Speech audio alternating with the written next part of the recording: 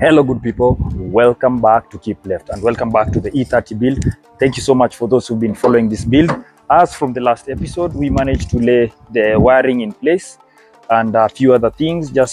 We got rid of the dashboard just to create some space for the wiring that was coming from the Mark II Toyota Mark II. Sorry for that. So in this episode we are gonna be doing the one thing that I've been waiting for the longest time.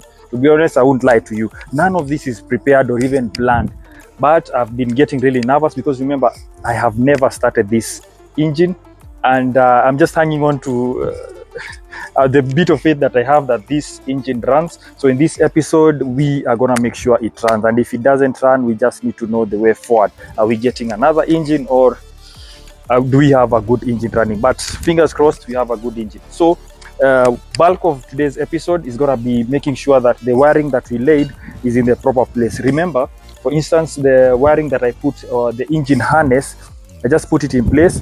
I'm not sure about if you got the right wiring going to the right coil, so that is just going to show you that we might have missed the firing order, but we'll just be making sure that in correspondence to the nozzles, so that we have a proper firing order. Aside from that, I managed to get a new battery to aid in all this, and I have a couple of guys coming so that they help out with all this. I'm learning a thing or two so that hopefully in the future I'm able to tackle such a project on my own.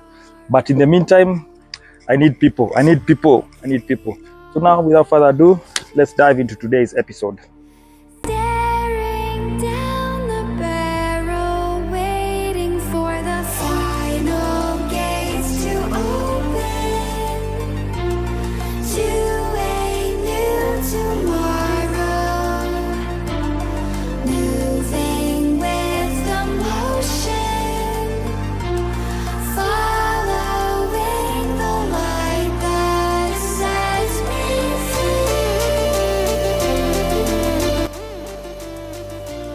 At this point, what was imperative was to make sure that all the coils received the proper wiring. Remember, when I did this, I just laid the wires in place just to make sure we had everything that we needed to have.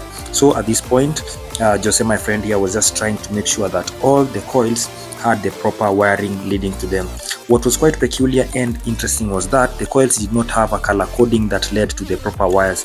But what really helped us a lot was the fact that the nozzles had a clear color coding, which led us to the correct coils and the correct nozzle formation to bring about a proper firing order. In this case, it was either gray or brown, which was quite easy to identify in this case. So we made sure that all the coils were firing and had the enough spark. What we didn't make sure, and which came to bite us later on in this video, was that we didn't make sure that the plugs were in proper function. So that came back to bite us later on in the video. Equally, it was quite good just to see that the car was at this point producing smoke. That was a good sign. It meant that there was something doing something inside the combustion chambers. So I was quite glad to see that the car is actually even producing, albeit the very least of smoke that you'd expect from a car.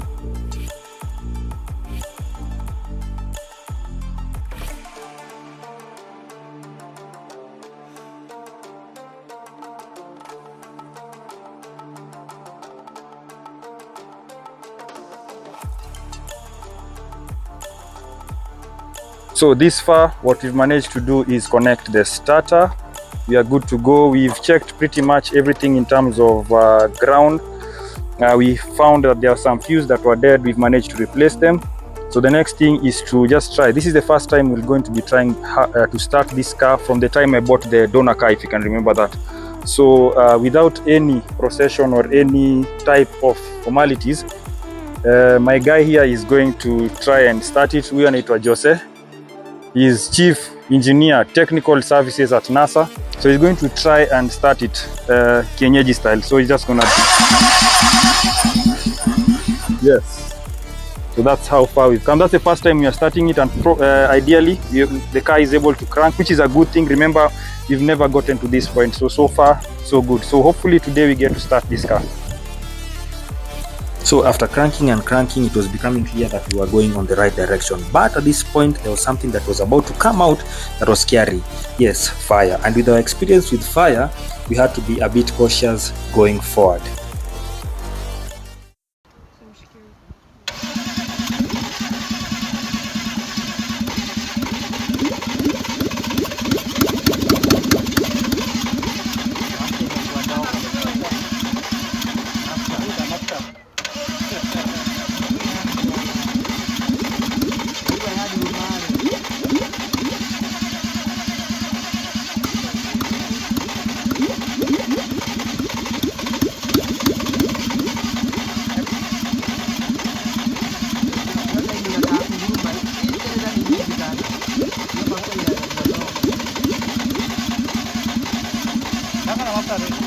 Hiyo mafuta haiendi direct kwa nini? Haiwezi kwa ni mob pia kwa nini?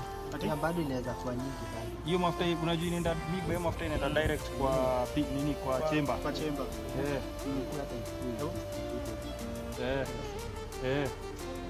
Mimi naona tupitishe waya tu mbili. Ilete gede yenyewe. Ilete tu gede yenyewe. Ikileta yenyewe ita distribute vile inafaa. Hii unajua hatuna guarantee inaenda kwa, inaweza kuwa inakuja huku tunapata.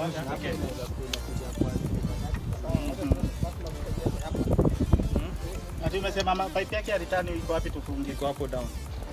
Oh, return ndio hakuna. Ndio huyu jamaa atatafuta. Pipe imekuja hadi huku. Imekaa. Ndio hii hapa. Hiyo pipe iko hapo hivi down.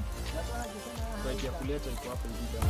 The decision now was unanimous. Make sure that we have fuel in the fuel rail, and then at that point we might have better chances of making this engine to run. So everyone just started to work towards making sure that we had the fuel running in the fuel rail. So as you see, the guys are just running here and there, just trying to make sure of that. What I love about these guys is that I just called one of them and the rest came, which is quite commendable. I love this type of camaraderie, and it was something that really was pushing us along because ideas were coming. All along we shared a bits of laugh here and there. That's the second thing I love about Project Cars. They being people who have similar ideas and intentions, and basically just people looking to do something different in the car world, which was really nice. At the end of it all, we were looking to have some good results in terms of getting this car to start.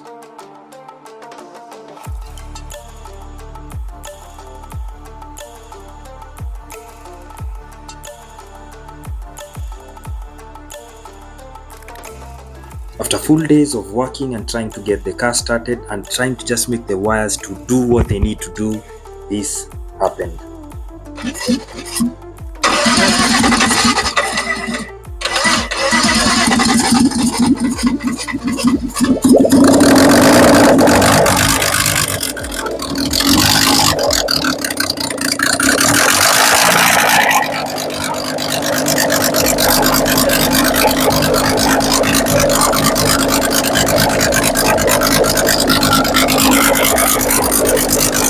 You have it. We managed to get the engine started, and you can't imagine the amount of relief that I have.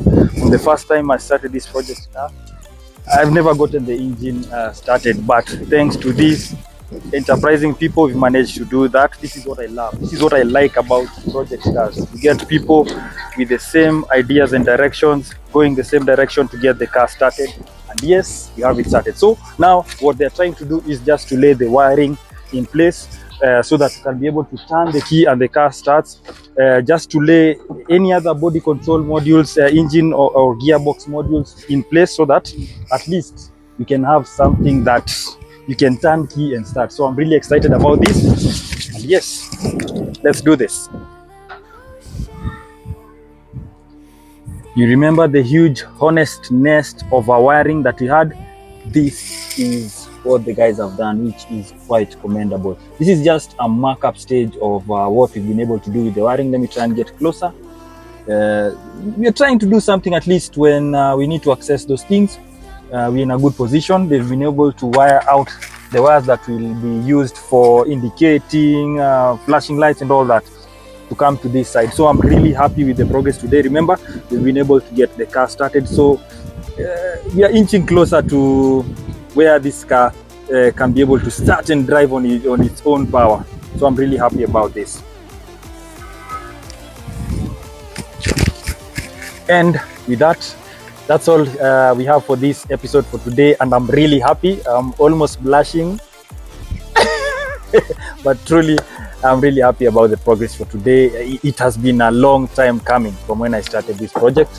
The engine has started, and I'm really happy about that. So thank you so much for sitting through this episode. If you haven't subscribed, take this opportunity to do so. Like and share with your friends. Let's make this project car work. This is for the kawaida people, sindio? Thank you so much, and until next time, it is peace.